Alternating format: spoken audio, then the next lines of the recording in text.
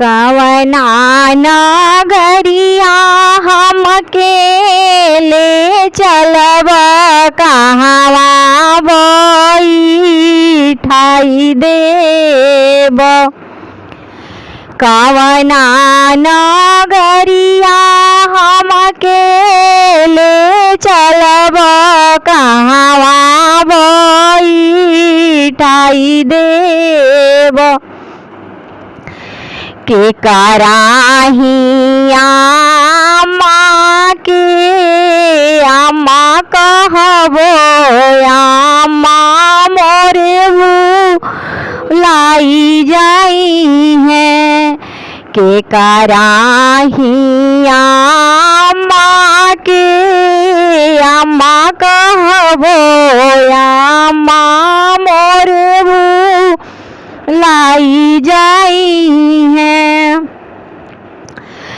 अपनी नगरिया तहके ले चलब कोहबर में बैठाई देबो।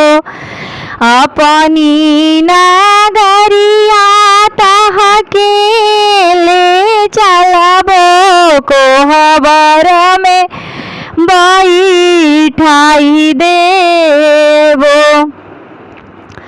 हमारा हिया माँ के अम्मा कही है अम्मा तोरे लाई जाई हैं।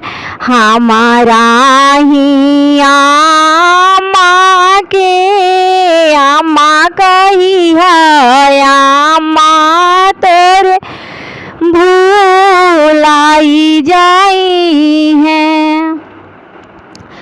अपना नगरिया तहके ले चलब कोहबर में बैठाई देबो।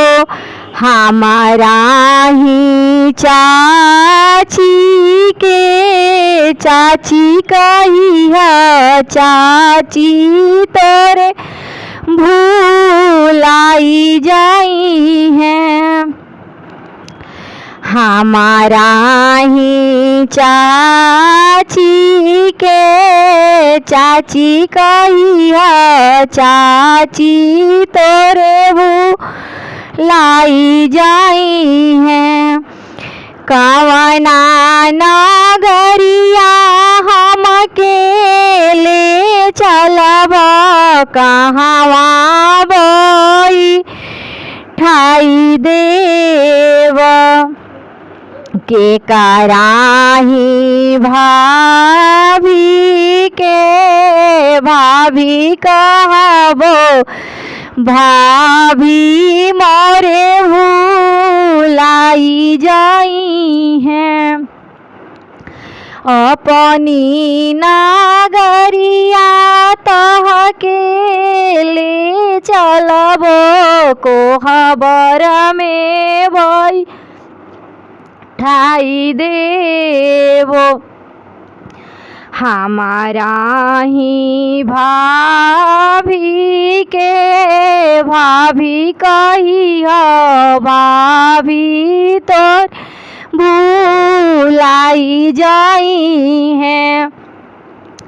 हमारा ही भाभी के भाभी कही है भाभी तोरे